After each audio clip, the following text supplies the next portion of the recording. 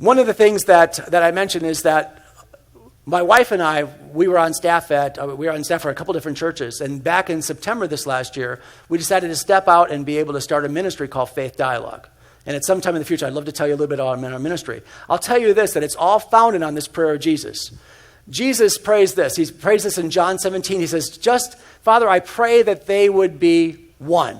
And Jesus goes on and he says, Father, as I'm in you and you're in me, I pray that they would be one in us. He prays this twice.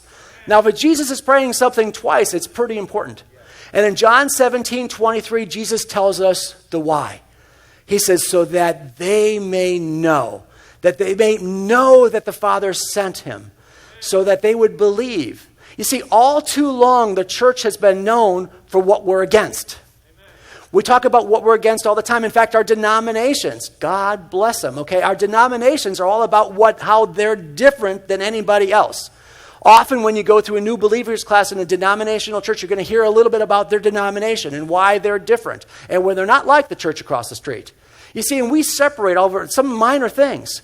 We separate over things like the music we play, or what kind of prayers we have, or whether you're supposed to wear a suit, or whether you can have a woman up on the stage, whether a woman can be called a pastor.